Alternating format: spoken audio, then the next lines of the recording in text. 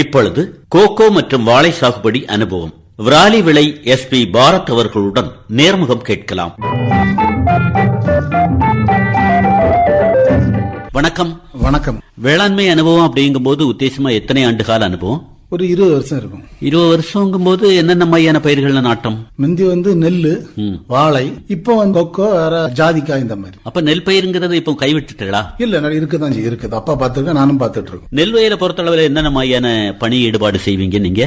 நாத்து நடுகிறது, களை எடுக்கிறது, அதுக்கு பிறகு அந்த வரப்பு வெட்டி வாங்கி வைக்கிறது, மருந்து அடிக்கிறது. களை எடுப்பீங்க? ஆமா. அதுக்கப்புறமா உரம் போடுதல் அப்படிங்கறதுல நீங்களே ஈடுபாடு கட்டுவீங்களா, மாற்று ஆட்களா? இல்ல, மாற்று ஆட்கள் போடுவோம். என்ன உரம் போடுன்னு தெரியும், ஆனா மாற்று ஆள் தான் போடுது. ஏன்னா உள்ள வயல இறங்கும் போது தொழில் இருக்கனால மாற்று ஆள் வச்சு போடுறோம். முழுக்க முழுக்க வேம்பனூர் ஏலா அப்படின்னு சொல்லும் போது நெல் பயிரா இருந்த இடத்துல நீங்க இப்ப மாற்று பயிர்கள்ல ஈடுபாடுக்கு வந்துட்டேன் அப்படின்னு ஆரம்பத்துல சொல்றீங்களே, என்ன காரணம்? அது எப்படின்னா, நெல் பயிர் ரொம்ப விலையும் குறைவு, ஆனா நமக்கு வேற மாற்று பயிருக்கு போய் நல்ல லாபங்கள் இருக்கு. அப்படி என்ன லாபத்தை பார்த்துட்டீங்க நெல் பயிர்ல இருந்து வித்தியாசமா? நெல் பயிரை விட நல்ல மிளகு, கொக்கோல நல்ல லாபமா இருக்கு. இந்த மாதிரியான ஒரு செய்கை அல்லது ஒரு மாற்றத்துக்கு உங்களுக்கு வழிகாட்டினது யாரு? நம்ம வேளாண்மை அதிகாரிகள், அப்புறம் அப்பா தான் எல்லாமே. அப்பா என்ன சொல்லி கொடுத்தாங்க? வேளாண்மையில என்னென்ன தகவல்கள் அப்படின்னு சில நுணுக்கங்களை சொல்லி தந்திருப்பாங்க, அதை ஒண்ணு சொல்லலாமா? நம்ம நுணுக்கங்கள் எப்படின்னா, நல்ல லாபம் தரக்கூடிய மாதிரி சொல்லி தந்திருக்காங்க. அதுக்கு பிறகு தொழில்நுட்பமாட்டு எது பண்ணா எது நல்லா வரும் அந்த மாதிரி. மண் பரிசோதனை செய்த அனுபவம் இருக்கா? அப்பா பண்ணிருக்காங்க. ஆமா, எல்லாமே உங்களுக்கு வழிகாட்டி அப்பா தான். அப்பா தான். சரி, கோகோ சாகுபடியில நல்ல ஒரு மகசூல் எடுத்துட்டு வருகிறது மாதிரியும் நல்ல வருமானம் அப்படிங்கிற ரீதியில உங்க குடும்பம் திகழ்ற மாதிரியும் கேள்விப்பட்டோம். ஆமா. கோகோ அப்படிங்கிற பயிர் எத்தனை ஆண்டு காலம் ஆகுது உங்க பகுதியில வந்து? எங்க ஒரு 30 வருஷம் ஆச்சு. ஆரம்பத்துல கொண்டு வரும்போது அப்பா என்ன மாதிரியான ஒரு உடனே ஏத்துக்கிட்டாங்களா, இல்ல நீங்க கூட ஏத்துக்கிட்டா எப்ப இதெல்லாம் வேண்டாம் அப்படின்னு மறுத்தீங்களா? இல்ல, நாங்க ஏத்துக்கிட்டோம். ஆனா மற்றவங்க எல்லாரும் கிண்டல் பண்ணாங்க, இது நல்லா வராது, தென்னுக்கெல்லாம் மோசம் அப்படின்னு பண்ணாங்க. ஆனா நாங்க தைரியமா பண்ணாங்க. ஆரம்பத்துல கன்று அப்படிங்கிற நிலையில யாரு கொடுத்தாங்க, எங்க போய் வாங்குனீங்க? தோட்டக்கலை துறையில இருந்து, கொக்கோ டிபார்ட்மெண்ட்ல இருந்து தந்தாங்க. அப்ப அந்த மாதிரி தரக்கூடிய ஒரு நிலையில உடனே ஏத்துக்கணும் அப்படிங்கிற ரீதியில ஏதாவது தோட்டங்களை கொண்டு காட்டினாங்களா? நீங்க கூட அப்பா கூட போனீங்களா? இல்ல, முதல்ல எங்க தான் கன்னியாகுமரி மாவட்டத்தில் எங்க தான் முதல்ல தந்தாங்க. வழிகாட்டினதே நீங்க? ஆமா ஆமா ஆமா, முதல்ல நாங்க தான் பண்ணது. கோகோக்குன்னு தனி கவனம் செலுத்தணுமா, அல்லது வாழைகள் அந்த மாதிரி மற்ற பயிர்கள் போட்டிருக்கும் போது அதுக்கு பருவம் செய்தாலே இது எடுத்துக்கிடுவோங்கிறீங்களா? இல்ல, இது தனி கவனம் செலுத்தணும். தனியா உரம் போடணும். நாங்க ஒரு வருஷத்துக்கு ஒருக்கா 2 தடவை உரம் வைப்போம், சாண உரம் வைப்போம். கோகோக்கு? ஆமா. முதல்ல கண்டு நடுறதுக்கு முன்ன மண்ணை என்ன மாதிரி ஆழக்குழி எவ்வளவு எடுப்பீங்க, என்ன மாதிரி பக்குவம்? 1.5 அடி ஆழம் எடுப்போம். சரி, 1.5 அடி ஆழம் எடுத்து கண்ணை வச்சு அதுக்கு பிறகு உரம் சுத்தி போட்டு. முதையே? ஆமா. என்ன உரம் கொடுப்பீங்க? முதைய சாணம் தான் போடு, ஃபுல்லாவே சாணம் தான். நல்ல காய போட்டு போட்டுருப்பீங்களா? ஆமா. இல்ல, நம்ம கூடங்குளம் இருந்து வரது எல்லாமே நல்லா காஞ்சிதான் வருது. அப்படியா? ஆமா ஆமா ஆமா. மாடு வளர்ப்பு உங்க வீட்டுல இல்லையா? மாடு மிந்தி இருந்து, ஆனா இப்ப பார்க்க முடியல, வேலைகள். மாடு ஒரு பெரிய விவசாய குடும்பம், மாடு வளர்ப்பு இல்லங்கிறீங்களா? இல்ல, இப்ப ரொம்ப பண்ணது இல்ல. வீட்டுல பால் கறந்து அந்த பால்ல காஃபி போட்டு குடிச்ச நிலைகள் அது தனியா டேஸ்டா தான் இல்லாதான் இருக்கும். அதை சொல்லதுக்கு உங்களுக்கு குறைச்சலா இல்லையா இப்ப மாடு இல்லன்னு? வளர்க்கணும், வாங்கணும். இளைஞரா இருக்கீங்க, திடகாத்திரமான வேளாண் ஈடுபாட்டோடு இருக்கீங்க, ஏன் ஒரு 2 மாடு வாங்கி விடக்கூடாது? என்ன பண்ணணும், அதை விலையிலே பண்ணணும்னு நினைச்சிருக்கோம். ஒரு ஆட்டு பண்ண இந்த மாதிரி எல்லாம் பண்ணணும் ஐடியா இருக்கு. இந்த மாதிரியான ஒரு எண்ணம் உருவாகிறதுக்கு வெளியே இருந்து உரத்துக்கு இவ்வளவு தொகை கொடுக்கணுமா அப்படிங்கிற எண்ணமா இப்படி? அப்படி எண்ணம் தான். இப்ப ஒரு டிம்போ ஒரு லோடு இப்ப 17,000 ரூபாய் இருக்கு. நினைச்சு பார்த்தா அவ்வளவு விலை வரும்னு நினைக்கிறேன். இது நம்ம வீட்டுல பண்ணும்போது நல்லா தான் இருக்கும். வீட்டை பொறுத்த அளவுல நீங்க மட்டும் முயற்சி எடுத்தா போறாத, உங்க குடும்ப சூழ்நிலையை சொல்லுங்க. எல்லாருமே உங்களுக்கு ஏற்ற வகையில வேளாண் ரீதியா? ஆமா, எல்லாருமே, எங்க அப்பா அம்மா என் மனைவி எல்லாருமே பண்றாங்க. பிள்ளைங்க எல்லாமே படிப்பு, பையனும் விவசாயம் பார்ப்பான். அப்பா உங்களுக்கு சொல்லி கொடுத்திருக்காங்க, நீங்க இப்ப உங்க பையனை உருவாக்கிட்டு வரீங்க. ஆமா, பண்ணிட்டு இருக்கோம். லீவு நாள்லாம் ஃபுல்லா விளையாட தான் இருப்பான். உங்க மனைவியினுடைய ஆர்வம் எப்படி வேளாண் ரீதியா? ரொம்ப நல்லா இருக்கு. நாங்க கொண்டு போட தட்டுல காயப்பட எல்லாம் அவங்க தான் பண்றது, அறுவடை எடுத்து.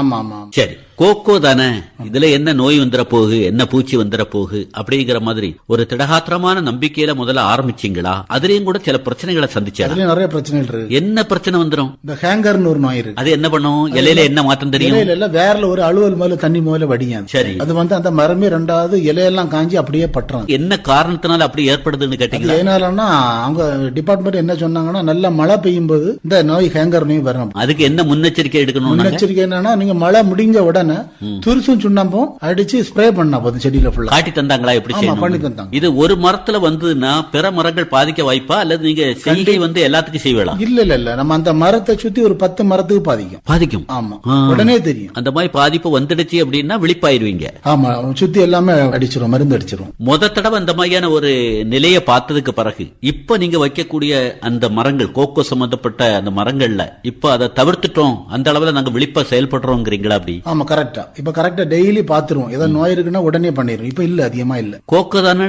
வீட்டுல இருக்குது இல்ல? ஐயே முடியாது. வீட்டுல இருந்தா பாதிப்பு தான். அணில் கடிக்கும். விதைய அணில் கடிச்சிரும். சரி. பழுக்குக்கு முன்னால கா பருவத்திலே முக்கா பங்குல பறிச்சு போட்டுறாங்க. அப்ப ஒரு சுவை இருக்குமா அது? ஆமா. மனிதர்கள் சாப்பிட முடியுமா? சாப்பிடலாம், ஆனா ஒரு வயிற்று வலி வரும். கோகோங்கிறது நமக்கு வித்தியாசமான முறையில தான் அதை பயன்படுத்த முடியுமே தவிர மனிதர்களுக்கு அது உபயோகம். சாப்பிடலாம், ஆனா ரொம்ப அதிகமா சாப்பிட்டா ஒரு வயிற்று வலி இந்த மாதிரி வரும். நீங்க அனுபவப்பட்டிருக்கீங்க? பண்ணிப்பட்டிருக்கேன். சரி, அப்புறம் பூச்சிகள் தாக்குதல் என்னென்ன தாக்குதல் வரும்? பூச்சி ஹேங்கர் நோய் ஒண்ணு சொன்ன உங்களுக்கு. அது நோய் என்ன ஒண்ணு, இலை பழுக்கிறது. இலைப்பழுத்தல் நோய் வரும். ஆமா, மஞ்சள் போல அடிக்கும். அதுக்கும் இந்த காப்பர். அது எந்த மாதிரி நிலையில வரும்? மரம் ஓரளவு ரொம்ப வெக்க இருக்கும்போது. அப்ப இப்ப உள்ள சூழ்நிலை ஒத்துக்கிடாது. அதுக்கு நம்ம தண்ணி அடிக்கடி ஒரு வாரத்திற்கு தண்ணி பாய்க்கணும். வறட்சியே தாங்காது.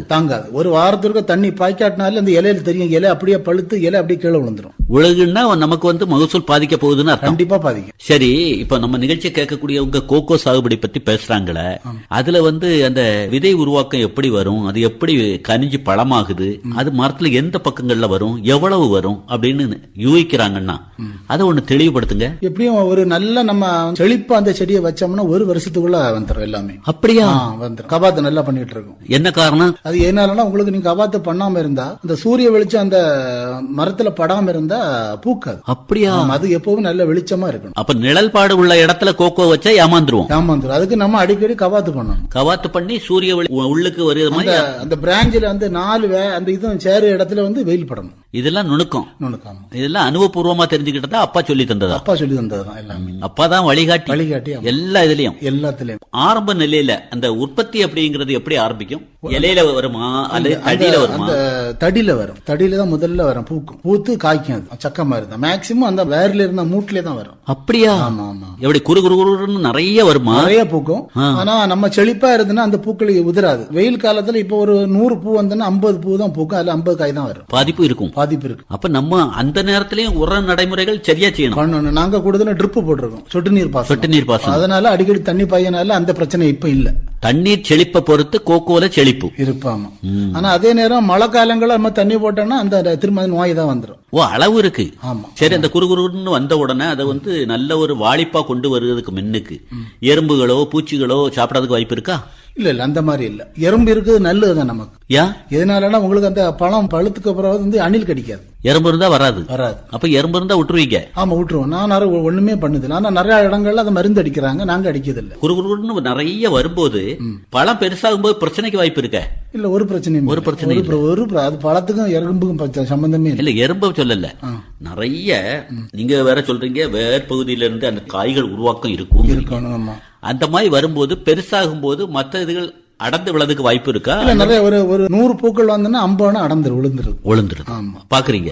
அது எந்த உபயோகம் இல்ல. எந்த உபயோகம் இல்ல. கருப்பா அப்படியே கீழே விழுந்துரும். சரி, எவ்வளவு நாட்களுக்கு பிறகு அதை பறித்தல் அப்படிங்கிற தன்மைக்கு வாரீங்க? எந்த மாதிரியான ஒரு நிறமாற்றம் வருமா? இப்படி? ஆமா, அது பழுக்கும் போது உங்களுக்கு ஒரு மஞ்சள் கலர்ல லைட்டா அடிக்கும். லேசா பிஷின் மயில். ஆமா, லைட்டா அந்த ஒரு சின்ன இதுல தெரியும், அடையாளம் தெரியும் நமக்கு. இல்லாட்டாலும் நீங்க அந்த கா விளங்கும் போது கொட்டி பார்த்தாலே சவுண்ட் வித்தியாசமா இருக்கும். ஓஹோ. ஆமா, பிஞ்சா இருக்கும் போது ஒரு மாதிரி வலுவழுப்பா இருக்கும். சரி. இது நம்ம தேங்காயில அடிக்கும் போது டக்கு டக்குன்னு கேட்காம தெரியும். அது அனுபவத்துல தெரியும். ஆமா, என்ன ஒண்ணு நமக்கு லேசா அந்த கொக்கோ கொத்தி பார்த்தா சிரட்டை வச்சது போல இருக்கும். அப்படியா? அந்த பழத்தை என்ன கலர்ல மாற்றம் ஏற்பட்டதுக்கு பிறகு ஒரு லேசா பச்சையும் வெள்ளையுமா உருவாகும். அப்புறம் அது என்ன நிறமாற்றம் வரும்? அது அப்படியே தான் அந்த பச்சையா தான் கடைசியில வரும். ஆனா பழுக்கும் போது மஞ்சள் கலர் லைட்டா அடிக்கும், லேசா அடிக்கும். அப்ப விளைஞ்சிடுச்சு. சரி, அந்த காயை பறிச்சதுக்கு பிறகு பக்குவப்படுத்தலுக்காக என்ன பண்றீங்க? அதை பறிச்சு நேரா நம்ம வீட்டுக்கு கொண்டு போவோம். நாங்க ஒரு மொத்தமா பறிச்சிருது எல்லாமே. பறிச்சுக்கிட்டு சாக்கில கட்டி டிம்போலயோ பைக்லயோ அடிச்சிருது. சரி. வீட்டுல கொண்டு போய் ஆளை வச்சு வெட்டுறது கடினமா இருக்குமா? அது இல்ல சும்மா சாதா வெட்டுதான். ரெண்டா வெட்டுவேன். ஆமா, ரெண்டா வெட்டுது. வெட்டி விதை எடுத்து அதை அப்படியே ஒரு தரையில அப்படியே குமிச்சிருது. விதை என்ன மாதிரியான ஒரு நிலையில இருக்கும்? அது செக்காகுட்டமா இருக்குமா? இல்ல, ஒரு அழுதல் இந்த நிலைமையில தான் இருக்கும். அழுகல். ஆமா, அந்த அது எப்படின்னா பாஞ்சி பழம் இருக்குல்ல, இந்த மாதிரிதான் இருக்கும் முதல்ல. ஓ சரி. அந்த கலர்ல தான் இருக்கும். அதை எடுத்து உள்ள வச்ச உடனே வச்சு ஒரு 3 நாள் குமிச்சுக்கிட்டு அதுக்கு மேல வாழை இலை போட்டு மூடிடணும். ஓஹோ. வாழை இலை போட்டு மூட்டி சூடு பண்ணி அந்த சாக்கு போடுனால ஹீட் ஆயிரும். சரி. அந்த விதை அப்புறம் 3 நாள் ஒருக்க கிளறி விடணும். சாக்கு போடுவேளா வாழையில போடுவேளா? வாழையில வந்து சுத்தி போடும், அந்த விதையை மேல சுத்தி போட்டுட்டு நூல் சாக்கா ஆமா போட்டு மூடிடுது. சரி. இப்ப முன்ன அதுக்கு பெட்டி பண்ணி வச்சிருக்கும், பெரிய பெட்டி செய்து வச்சிருக்கும். அப்படியா? ஆமா இருக்கு. அதுல வச்சு மூடி 3 கடவா பெட்டியா? இல்ல பெரிய சதுர பெட்டி மரத்திலே செய்து வச்சிருக்கோம். செய்து அதுக்குள்ள போட்டுருவீங்க. போட்டு மூடி வச்சிருவீங்க சாக்கு போட்டு. ஆமா 3 நாள் ஆனவொன்னு அதை கிளறி விடுவோம். திரும்பவும் 3 நாள் வச்சிருவோம். 6 நாள். ஆமா வைக்கும் போது அது வந்து அந்த ஹீட் ஆகி அந்த விதை வந்து நொய்தல் ஆயிரும். இதெல்லாம் அது எப்படின்னா அந்த ஒரு உடைக்கிறதுக்கு லெகுவா இருக்கும். ஆமா அவிஞ்சது போல ஆயிரும். ஓ சரி. ஆமா அதுக்கப்புறம் எடுத்து வெளியில ஓப்பனா காய போட்டுற வேண்டியது. சரி. அப்புறம் அந்த காய என்ன பண்ணுவீங்க? அதை எடுத்து அப்படியே விற்பனை கொண்டு போயிருவீங்க? இல்ல காய போடுவோம். எத்தனை நாள் போடுவீங்க? வெயில்லையா? வெயில நல்லா காய போடும்போது அந்த விதைய உரசும் போது அந்த தோல் வெளியே வரணும். அந்த கொக்கோ விதையில உள்ள தோல் மேல் தோலி வெளியே வரணும். காய. ஆமா காய. சரி. அப்புறம் கொண்டு வித்துற வேண்டியதுதான். இப்ப உத்தேசமா ஒரு மரத்தை பொறுத்த அளவுல பேசுவோமே, ஒரு மரத்தை பொறுத்த அளவுல ஒரு அறுவடையில எவ்வளவு இந்த மாதிரியான பழங்கள் கிடைக்கும்? நல்ல வளர்ச்சி உள்ள மரம்னா 1/2 கிலோ இருக்கும் ஒரு மரத்தில். எவ்வளவு நாட்களுக்கு இருக்கு இந்த மாதிரியான ஒரு நடைமுறை? இப்ப வந்து நான் வந்து ஒரு 10 நாள் வரைக்கும் விட்டு பறிச்சுட்டே இருக்கேன். இப்ப சீசன் இப்ப ஆரம்பிச்சிருக்கு. விற்பனையில ஏதாவது தொய்வு இருக்கா உங்களுக்கு? இப்ப ஆமா தொய்வுன்னா இப்ப கொஞ்சம் விலை குறைஞ்சிருக்கு. எவ்வளவு உத்தேசமா 1 கிலோ என்ன விலை விழும்? இப்போ 300 ரூபா இருக்கு. 300 ரூபா? ஆமா 900 ரூபா இருந்து முந்தி. அப்படியா? இப்ப விலை குறைஞ்சிடுச்சா? ஆமா இப்ப 300 ரூபா இருக்குது. எந்த இடத்துல கொண்டு விற்பனை பண்றீங்க? உங்களுக்கு வந்து பண வரவு அப்படிங்கறதுல தொய்வு இருக்கா? இவ்வளவு கஷ்டப்பட்டது ஒரு தொய்வு ஒண்ணுமே இல்ல. எவ்வளவு கொடுத்தாலும் வாங்குவாங்க. எவ்வளவு கொடுத்தாலும் டன் கணக்கில் கொடுத்துட்டு இருக்காங்க. குமரி மாவட்டத்துல நீங்க ஆரம்பிச்ச கோகோ இன்னைக்கு குமரி மாவட்டம் முழுவதும் பரவலாகி அளவு கடந்த வகையில வரும். இப்போ நம்ம நாகர்கோவில் பிராஞ்சில வந்து 2 டன் வருது. திங்கள் சந்தை பிராஞ்சில வந்து 4 டன் வருது. எல்லா சந்தைக்கு நீங்க போய் வலம் வந்திருக்கீங்க? எல்லாத்துக்கும் போயிருக்கு. விலை எல்லா இடமும் ஒரே தான். சாக்லேட் கம்பெனி வாங்கிட்டு இருக்காங்க. அப்படியா? சரி சரி. அதுல வந்து இடைத்தரகர்கள் அந்த மாதிரி நிலையா? எதுவுமே கிடையாது, எந்த இதுவும் கிடையாது. இப்ப இந்த மாதிரியான கோகோ சாகுபடியில ஒரு புது அனுபவமா இருந்தாலும் கூட மற்ற பயிர்களை மாத்திட்டு கோகோ வைக்கலாமா அப்படிங்கிற சிந்தனை மேலோங்குதா இதனுடைய வருவாயை பார்த்துட்டு? அல்ல எப்படி? இல்ல இதுதான் பல்லான்னு நினைச்சிட்டு இருக்கும். பழுவும் குறவுதான் இல்லையா? பழுவு நிறைய உண்டுனால குடும்பத்தார் ஒத்துழைப்பு வேணும். இந்த சாகுபடியை முன்னுக்கே ஆரம்பிச்சோம் இல்லையே அப்படிங்கிற சிந்தனை வருதா? கண்டிப்பா இருக்கு. ஆமா. எத்தனை ஆண்டு காலம் வர கோகோல மகசூல் எடுக்கலாம்? நல்ல பயிர்னா ஒரு 100 வருஷம் வரை இருக்கும். இதெல்லாம் உங்க அனுபவத்துல தெரியுது? ஆமா நாங்க டிபார்ட்மெண்ட்ல இருந்து கூட்டிருப்பாங்க, டூர் கூட்டிருப்போம். இடங்கள தோட்டங்களை பாத்துருக்கோம். மைசூர், பெங்களூர், கேரளா எல்லாம் பாத்துருக்கோம். மரம் முழுவதுமே காய பார்த்திருக்கீங்க? பாத்துருக்கோம். நல்ல வளர்ச்சி அடைந்ததுன்னா அது பெரிய மரம் ஆயிரும். மரம்னா கொய்யா மரம் இந்த மாதிரி எல்லாம் பெரிய மரம் ஆயிரும். சரி. இந்த மாதிரி உங்கள்கிட்ட வாங்கிட்டு போறதை என்ன பண்றாங்க, யாது பண்றாங்க, அது எப்படி மிட்டாயா வெளியே வருது, அந்த நுணுக்கெல்லாம் தெரியணுங்கிற ஆர்வத்துல பாத்திருக்கீங்களா? அப்படி ஆமா கம்பெனிகளும் போயிருக்கீங்க? போயிருக்கோம். மைசூர்ல அங்க கம்பெனி போயிருக்கும். போய் பாத்திருக்கீங்க? பாத்திருக்கோம். அப்பா. ஆமா. கோகோ இந்த மாதிரி நிலையில இருந்தாலும் கூட வாழை சாகுபடி, வாழ வைக்கும் சாகுபடி அப்படிங்கிற அடிப்படையில அதுலயும் ஒரு தீவிர ஈடுபாடுன்னு கேள்விப்பட்டோம். ஆமா வாழை பண்ணிட்டு இருக்கோம். கோகோ, வாழை எது வந்து உங்களுக்கு ஒரு சிறந்த சாகுபடியா தெரியுது? சிறந்த சாகுபடினா வாழை தான். ரொம்ப வேலை குறைவா இருக்கும். இதுல வேலைப்பளு கூடுதலா இருக்கும். இதுல கோகோல என்ன சொல்றீங்க? மரம் வளர போகுது, காய பறைக்க போறீங்க, நீங்க சொன்ன மாதிரி நடைமுறையை பின்பற்ற போறீங்க, கொண்டு கொடுக்க போறீங்க. உங்களுக்கு ஒரு 2 நாளே ஒருக்கா பார்க்காம இருந்தாலும் அணில இருந்து அப்படியே படிச்சு விதையெல்லாம் அப்படியே சிதறி போட்டுரும். ஓஹோ. ஒவ்வொரு மரத்தையும் கவனமா பார்க்கணும். உயிரினங்கள் பாதிப்புங்கிறது இருக்குதாமா? கோகோல கவனம் இருந்தா தான் ஈடுபாடு காட்டணும். கிடைக்கும், இல்லன்னா ஒண்ணுமே கிடைக்காது. வாழையில என்னென்ன மாதிரி ரகங்கள் போட்டிருக்கீங்க? வாழையில செவ்வாழை, ஏத்தன், அதுக்கு பிறகு பாளையங்கொட்டன், சிங்கம், பூங்கதலி போட்டிருக்கோம். சிங்கம்லாம் எப்படி நல்ல ஒரு திராணியா வருதா? எப்படி நல்லபடியா வருது. வாழையை பொறுத்த அளவுல எல்லா ரகமும் கலந்து போட்டிருக்கா அல்லது எப்படி? ஆமா கலப்பாதான் போட்டிருக்கோம். ஒன்றின் நோய் தாக்குதல் வரதுக்கு வாய்ப்பு இல்லையா? இப்ப நோய் இல்ல. இப்ப நாங்க வந்து இந்த திசு கல்ச்சர் வாழை போட்ட பிறகு நோயே இல்ல வாழையில. அது மத்த சாதா வாழையில இருந்து திசு வாழையில எத்தனை சீப்பு வர அடக்குது? சாதா செவ்வாழையில வந்து 6 சீப்புனா இது வந்து ஒட்டு வாழையில வந்து ஒரு 7 சீப்பு 8 சீப்பு எல்லாம் அடக்குது. நடைமுறை எப்படி? தண்ணீர் வசதி எல்லாம் தேவைப்படுமா? எப்படி? ஆமா தண்ணீர் தேவைப்படுது. தண்ணீர் எல்லாம் இருக்கு நமக்கு. சொட்டு நீர் தான். சொட்டு நீர்ல அதுக்கு நாங்க கால் வச்சு பாய்க்கிறோம். வாழைக்கு ஊடு பயிரா ஏதாவது போட்டிருக்கீங்களா? வாழைக்கு ஊடல ரம்புட்டான் அந்த மாதிரி வச்சிருக்கோம். புது பயிர்? ஆமா புது பயிர் ரம்புட்டான் இருக்கு. அப்ப அவகோடாவும் இருக்கும் போலுக்க? ஆமா அவகோடாவும் இருக்கு. ரம்புட்டான், அவகோடா, அதுக்கு பிறகு எலுமிச்சை எல்லாம் இருக்கு. வச்சிருக்கீங்க? எல்லாம் அப்பா வச்சு தந்த அனுபவமா இல்ல நீங்களே வச்சிருக்கீங்களா? எல்லாமே அப்பா தான். காலையில எந்திரிச்ச உடனே ஒரு நாள் நடைமுறை சொல்லுங்க, என்ன பண்ணுவீங்க? காலையில எழும்பி போன உடனே ஒரு டீ குடிப்போம் கடையில போய். சரி. அதுக்கு பிறகு ஃபுல்லாவே விளையாடு தான். 3 மணி தான் வீட்டுக்கு வருவோம். என்ன பண்ணுவீங்க காலையில போய்? கொக்கோ பறிக்கிறது, வாழை தண்ணி பாய்க்கிறது, தேவையற்ற கசடுகளை நீக்கிறது, பிறகு வாழை நட்டுக்கிட்டு இருக்கும். வாழை இருந்து கண்ணை பிடிங்கி நடுறது அப்புறம் நல்ல மிளகு பறிக்கிறது. ஒரு பயிரையும் விட்டு வைக்கல. மாவு இருக்கா? மாவு இருக்கு. என்னென்ன மாதிரி ரகங்கள் வச்சிருக்கீங்க? மாவு கொட்டு இருக்கு, ஹுமாயூன், அல்போன்ஸ் அந்த இருக்கு. வாழையை பொறுத்த அளவுல அந்த தடைகள்லாம் அப்படியே தொங்கிட்டு இருக்குமே, அது வந்து வாழையில பிரச்சனை ஏற்படும். இந்த தண்டு வழியா சில பூச்சிகள் வரும். அதுக்காக என்ன பண்ணுவீங்க? சுத்தப்படுத்துவீங்களா? அது ஒரு மாசத்துக்கு ஒருக்கா வந்து அதை வந்து வாழை தண்டை கிளீன் பண்ணிக்கிட்டு பண்றது. வாழை இலையை விலைக்கு கொடுத்த அனுபவம் இருக்கா? இல்ல, அங்க நம்ம அங்க விலை கொடுக்கறது இல்ல. பக்க கண்ணு விடுறது இல்ல. இல்ல, பக்க கண்ணு விடுறது இல்ல. ஏன்னா நம்ம வந்து பக்க கண்ணு விட்டாச்சுன்னா அந்த பெரிய வாழை செம்மையா வராது. அதனால வாழைக்கு உரம் கொடுத்தல் நடைமுறை எப்படி? சாணம் தான் போடுறது. ஒரு ஆரம்பத்துல முதல்ல சாணம் போடுறது. அந்த தேர்வுலாம் கவனமா இருப்பீங்க? கவனமா இருப்போம். அதுக்கு நல்லா வாழை நல்லா வறுமை கொல்ல போடுற நேரத்துல கடலை புண்ணாக்கு போடுது கூடுதலா. சொல்லி தந்தா? அப்பாதான் கா பருக்குது காண்டி. மூட்டில தான் வைப்பா? மூட்டில தான். என்னென்ன கடலை புண்ணாக்கும்? கடலை புண்ணாக்கு சாணம் இந்த மாதிரி சேர்த்து வைப்பீங்க? ஆமா, சேர்த்து வச்சிருக்கு. அது வச்சதுனால ஒரு மாற்றம் தெரியுதா? ஆமா, கா வந்து நல்லா பருக்கும். சந்தைப்படுத்தல பிரச்சனை இல்ல? இல்ல இல்ல இல்ல, கிலோ நாங்க 80 ரூபாய்க்கு கொடுத்தோம். இப்போ 35 ரூபாய்க்கு கொடுத்துட்டு இருக்கோம். எது? செவ்வாழை கிலோவா? ஆமா, முந்தி 85 ரூபாய்க்கு கொடுத்தோம். நம்ம என்ன சொல்றீங்க? நேத்தையே கூட கடையில போய் சோப்பு வாங்கி இருக்கிறேன், 75 ரூபா கிலோங்கிறாங்க. அப்படியான இப்ப 45, எங்க ஏரியால 45, 50. அப்ப என்னுடைய பார்வையில உங்களமா இருக்கக்கூடிய விவசாய விட அந்த வாங்கிட்டு போய் அதுல இடைத்தரகர்கள் ஆதிக்கம் இருக்கும் போல இல்ல தெரியும்? கூடுதலா தான் இருக்கும். சரி, பாளையங்குட்டன் போட்டிருக்கேன் அப்படிங்கிறீங்களே, அது இன்னைக்கு ஈர்ப்போடு இழுப்பு இருக்கா? எப்படி பாளையம் ரொம்ப எல்லாம் ஊடு போயிருக்கும் போல, அங்கேயும் ஒண்ணுதான் போட்டிருக்கோம். மேக்சிமம் வந்து செவ்வாழை இந்த மாதிரி தான் போட்டிருக்கோம். பாளையங்குட்டையின் சிறப்பு என்ன? பாளையங்குட்டம் வந்து எல்லாரும் சாப்பிடலாம். மலச்சிக்கலுக்கு ரொம்ப நல்லது, உடலுக்கு ஆரோக்கியமானது. இந்த வாழை தண்டுகள் வந்து சமையல் பண்ணி சாப்பிட்டா ரொம்ப நல்லது. இது உங்க அனுபவம்? அனுபவம். எவ்வளவு வாழை இருந்தாலும் பாளையங்குட்டன் வாழை தண்டு வந்து ரொம்ப டேஸ்டா ரொம்ப நல்லா இருக்கும். எப்பவாவது உங்களுக்கு சில வேளைகள்ல வெளியூர் போக வேண்டிய நிலை இருந்தன்னா, நீங்க வேற சொல்றீங்க ஒரு நாள் 2 நாள் தோட்டத்தை கவனிக்கல அப்படின்னா சிதிலடைஞ்சு போகும் அப்படிங்கிறீங்க. அந்த மாதிரி நிலையில என்ன மாற்று ஏற்பாடு பண்றீங்க? அப்பா இருப்பாங்க, வேலைக்கு 2 பெண்கள் வச்சிருக்கோம், அவங்க பாத்துக்கிடுவாங்க. ஒரு ஆள் நுணுக்க சொல்லி கொடுத்துருக்கீங்க, எல்லாமே தெரியும் அவங்களுக்கு, பாத்துக்கிடுவாங்க. வாழையை அப்புறப்படுத்திட்டு கன்று திருப்பி போடும் நடைமுறை என்ன? தாரை வெட்டியாச்சு, அந்த வாழை மூட்டுல இருந்து நல்ல வாழை கண்ணு எடுக்கு, தேர்ந்தெடுக்கு தெரியும் உங்களுக்கு? ஆமா, தேர்ந்து அதை தோண்டி எடுத்து வேற இடத்துல வச்சிரு. ஏன்னா அதே இதுல வச்சா நோய் வரும். சரி, அந்த பக்கத்துல அது குண்டு எடுத்து வச்சிருது. உடனே வச்சிடலாமா? அது கொஞ்சம் காய போடுதெல்லாம் கொஞ்சம் காய போட்டு, அந்த தரையை கொஞ்சம் காய போட்டு வைக்க. தரையை தான் காய போடுவேடா? கன்றையை காய போடுவேன்? கண்டு இல்ல, தரையை காய போடுறது. குழி தோண்டி போட்டுருவீங்க? குழி தோண்டிக்கிட்டு அது என்னன்னா ஒரு ஹீட் பண்ணி ஏதாவது ஒரு சின்ன வாழையை வச்சு தீய போட்டு. அது எதுக்கு? அது நோய் வராம இருக்கு, அந்த குண்டுக்குள்ள பூச்சி வராம இருக்கு. சாதாரண நுணுக்கமா இருந்தாலும் கூட பின்னால பிரளயம் இல்லாம தவிர்க்கலாம். அப்புறம் கண்ணை நம்ம வாழை கண்ணை எடுத்து அதை வேப்பம் புண்ணாக்க அந்த கரைசல் போல கரைசல் பண்ணி அதுல அப்படியே முக்கிய போட்டு ஒரு அரை மணிக்கு முக்கிறது கண்ணுல போட்டு. பாருங்க, சாதா பேசுறீங்க. நுணுக்கம் அப்படிங்கறது 1008 விஷயங்களை கையாளுறீங்களா? வாழையில விதை நேர்த்தி பண்றீங்க, அதுக்கு என்ன பண்றீங்க? வேப்பம் புண்ணாக்க அதை கரைசல் பண்ணி தண்ணி போலாக்கி அதுல அந்த வாழை கண்ணுகளை போட்டுறது. முழுவதுமே போட்டு இல்ல, அந்த வேர் பகுதி நனிய மாதிரி ஒரு முக்கிய எடுப்பீங்க. எடுத்துறது. எடுத்துட்டு கொஞ்சம் காஞ்சது பிறகு எடுத்து நட்டுறது. கன்றை எடுத்த உடனே சீவுதல் உண்டா? கிழங்குல அது நோயே இருக்கான்னு குத்தி பாக்குது, பார்த்து கொஞ்சம் பாதியை வெட்டி எடுத்துருது. ஏமாந்துருக்கேன் சில கன்றுகளை போட்டு சில ரகங்கள்ல அப்படின்னு ஏதாவது? நிறைய நாங்க வெளியே வாங்குறது நிறைய ஏமாந்துரும். எப்படி? அது உள்ள நம்ம அழுகல் நோய் போல உள்ள இருக்கும், வெளியே தெரியாது.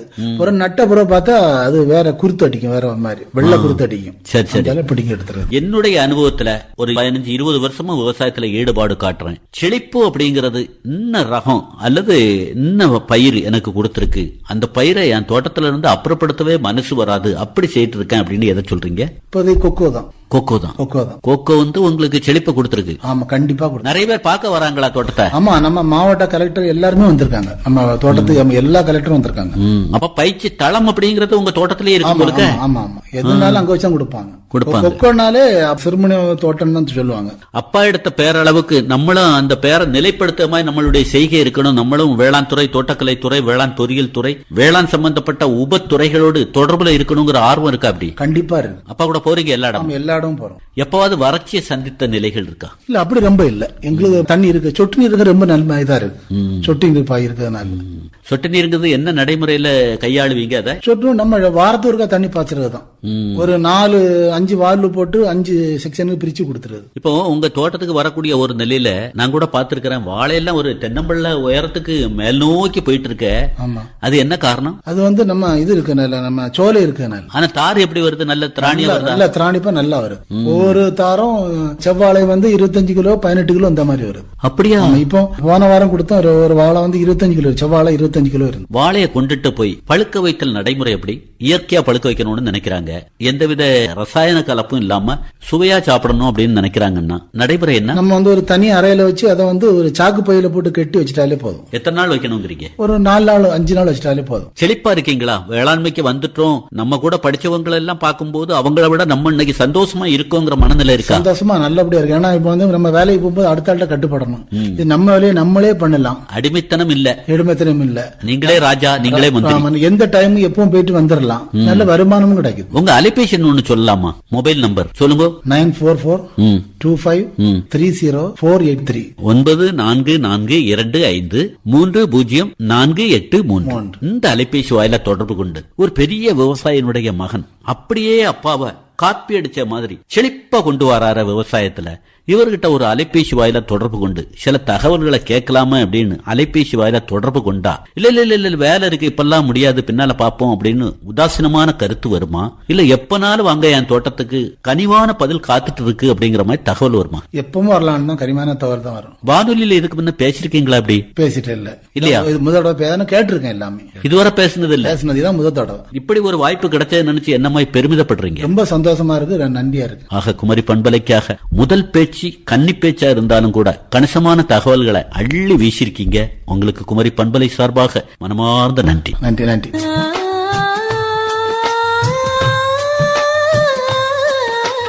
இதுவரை விராலிவிளை எஸ் பாரத் அவர்கள் பங்கு பெற்ற கோகோ மற்றும் வாழை சாகுபடி அனுபவம் நேர்முகம் கேட்டீர்கள். உடன் உரையாடியவர் தேரூர் எஸ் சிவசுப்பிரமணிய பிள்ளை.